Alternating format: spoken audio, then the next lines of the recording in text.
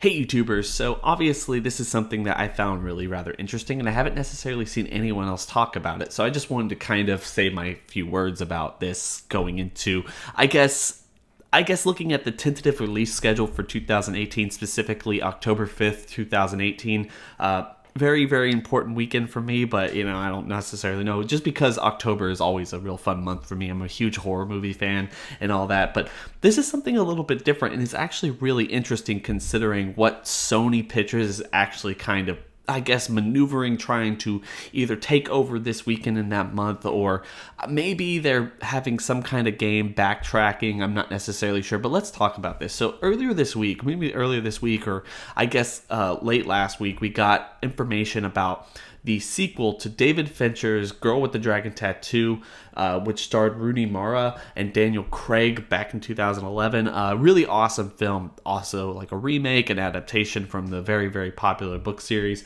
But we got information that, in fact, they were moving forth with a sequel. I think the girl in the Spider's Web, which is, I think, the fourth or fifth book in the series. So they kind of confirmed that they're just definitely going to skip the last two films, or at least the last two films from the original adaptation, but also the second and third book entirely, which makes a whole lot of sense. The Girl with the Dragon Tattoo wasn't necessarily the biggest box office hit in the world.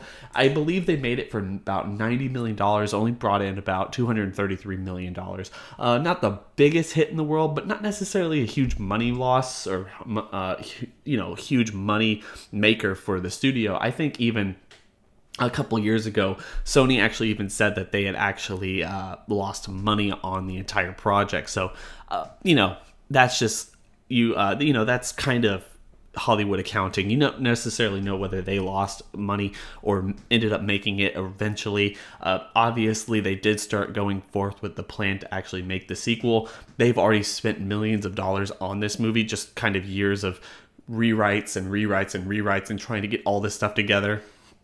Plus, like, the continued interest from all the producers involved and everything. Now, we do know that David Fincher isn't necessarily coming back. I can't necessarily say this guy's name, so I'm really, really sorry. Fede Alvarez. He was the director of Don't Breathe. Very, very good movie. Obviously, I'm really excited to see what he can do. The big news for this was actually that they're going to be recasting the main roles, which makes a whole lot of sense with them not making as much money as they thought they would or even wanted to during, the original run of The Girl with the Dragon Tattoo. One of the big hiccups there was not necessarily David Fincher, but also Daniel Craig, who was kind of coming off around that time that they were starting to kind of get the wheels rolling on the sequel to the film. He was coming off the huge success that was Skyfall, still kind of in the midst of whether he was going to continue with Bond after Spectre and all this other stuff. So honestly, we don't necessarily know. He's worth a whole lot of money, and if Sony was actually going to do a new movie to this film, they were going to need to actually take pay cuts or either do that to bring in the original people or actually just recast it in general. So I guess that they went with the latter. Makes a whole lot of sense. I'm not necessarily going to go into that. I do kind of feel like it's kind of saddening that we won't get Rooney Mara actually playing Elizabeth Salander again. I think she just knocked it out of the park, and it's going to be very hard for anyone who decides to replace her to actually replace her. But that being said, considering the year gap, and if they even kind of put it a little bit further into the future, if they do hire someone else, then you can kind of make it seem like, oh, maybe she's aged or something, because I'm pretty sure they've been talking to Scarlett Johansson and other, Natalie Portman, other kind of actors that could take over the role. And look, all those people are very, very talented, and I would really love to see them in the role, see how they can kind of do it, especially since they're not necessarily going to go into the other two films that we were talking about before, the second and third book. So this is kind of brand new. There's no real Swedish adaptation for it, at least to my knowledge, that they're working on. So it's going to be brand new, kind of reviving and thriving type of a franchise type of thing. And, just before I go off of this, when Sony's been trying to make this idea that, oh man, we lost a little money on this, it wasn't necessarily the best move strategically. Just to kind of give a little bit of criticism, I feel like they personally released it at a weird time. Christmas Day 2011. a hard R film that, you know, graphically depicts rape and all this stuff. And David Fincher is not like, he's not squeamish about this stuff. He really took the book and did the best he could to kind of visualize or kind of tell that story visually. And if you've read the book, and I think they did a really good job, very true to it. And obviously it's just not a Christmas movie. Honestly, if they were going to release it at any point, they probably should have released it in October of 2011. And maybe that's what they're doing here by saying October 5th, 2018 is their initial release date. But that kind of brings me to another thing is, I guess a couple days ago, maybe even just yesterday, I'm not necessarily sure when, but Sony was talking about releasing a Venom spin-off movie on October 5th, 2018. Not necessarily, no word right now, but speculatively not going to be involved or even connected to the Marvel Universe. I think that's a huge shame, but at the same time, I understand why they want to do that. They don't necessarily want to do profit sharing, and they don't necessarily want to have Marvel kind of step all over them. So it makes a whole lot of sense, but at the same time, you have Marvel kind of in the background trying to reinvigorate the whole Spider-Man gimmick franchise for what it's worth creatively. And then it seems like Sony, with not only a Venom franchise, but also the animated Miles Morris, you know, animated franchise that they're going to do, the animated movie series that they're going to do, trying to piggyback off of Marvel's work in terms of making Spider-Man a viable option at the movie theaters again. And we're just going to really have to wait and see how that kind of interacts, like how the audience is going to appreciate that if Sony does a bad job on those things. Now, if they do their best to make it clear that they're not necessarily part of the same universe and you can just go and enjoy them, that's fine. But in my opinion, I don't think the general audience is actually that smart. I mean, not that they're dumb, but at the same time, they're going to start wondering why Venom, which a lot of people probably still remember from Spider-Man 3, or at least, you know, the look or even just the name, one of the most recognizable villains in all of comic books. Why is this villain or this kind of side character in Spider-Man in this film not necessarily interacting with all the other universes, all the other films in the Marvel franchise? And it might get a little confusing, so I'm not necessarily sure how they're going to interact or do anything like that. But to me, the point of this video, and one of the weird things about it, is why are they kind of separating these two films, Sony in particular, and putting them on the same release date in October 5th? Now, obviously, I'm pretty sure that James Wan's Aquaman was put in October 5th, 2018 before it moved to December 21st of 2018 a couple weeks ago.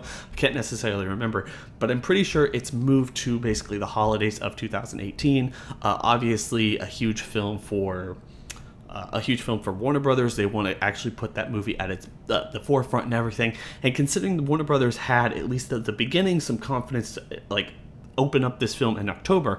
Very smart move for the most part, because, you know, usually a desolated situation where movies are kind of not necessarily, people are trying to get, still, or at least movie theaters think that people are still trying to recover from the summer movie season, getting back into their daily grinds with school and work and all this other stuff, and not necessarily willing to spend a whole lot of money. So you don't necessarily see a whole lot of really big films opening in those particular months. But if you do put a big film opening in those particular months, then maybe they can start outperforming, especially if it's like a blockbuster like, you know, Venom or The Girl in the Spider's Web or, you know, Aquaman. So honestly, I feel like that's really what they're trying to do. They're trying to find months where they have, like, I guess a couple weeks here and there, you know, both before and after, where there's nothing on, so they basically rule the box office month. And it's what we've seen in 2017 too, with Blade Runner 2049 actually opening at the beginning of October, in the same way that, you know, Kingsman sequels actually opening at the beginning of October as well. It's going to be another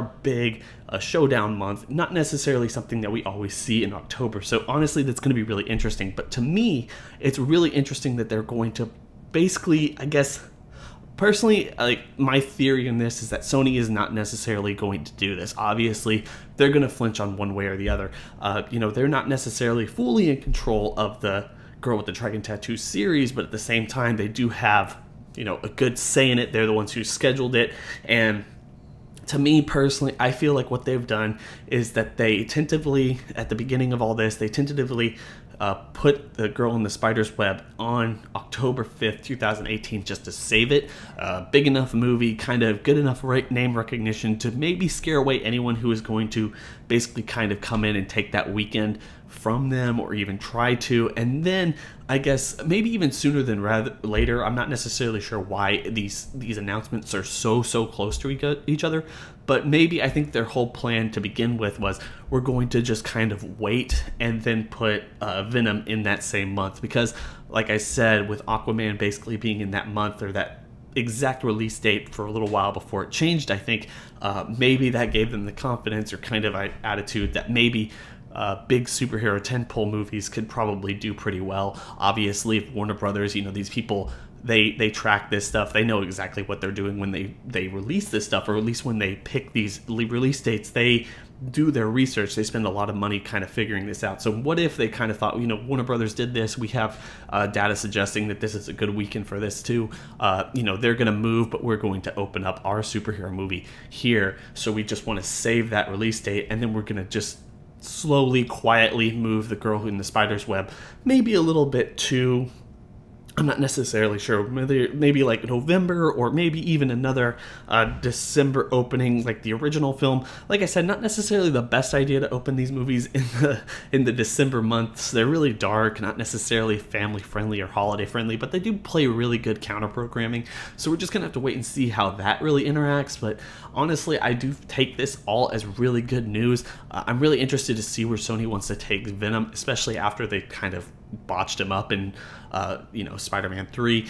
It's one of the things they've wanted to do for a really long time. Like, ever since they kind of screwed it up in Spider-Man 3, they've been wanting to actually get back in that well, even before their extended Spider-Man universe kind of fell apart. It was always like, maybe we will work with Marvel, but Venom's always on the table, and whether it's kind of in the Marvel universe or not is one thing or another. It's going to be really interesting to see how that plays out, but I do think that they are going to move forward and probably get Venom out on October 5th, 2018, more so than The Girl in the Spider's Web. But at the same time, I think we can actually still look forward to both films. They're not throwing curveballs at us or anything. I think both these films are definitely happening, but at the same time, we're just going to have to wait longer for at least one of them. I think one of these will have it, and if I had to make a guess, I think it would be Venom.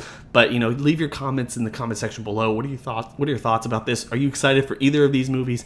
Do you think that this is just kind of a game from Sony to kind of seal up that weekend, or maybe even kind of seal up most of October for the most part? Because we do got some bigger films opening later in the month of October of 2018, but that's a video for another day. But anyway, share your comments in the comment section below, your thoughts, anything you want to talk about.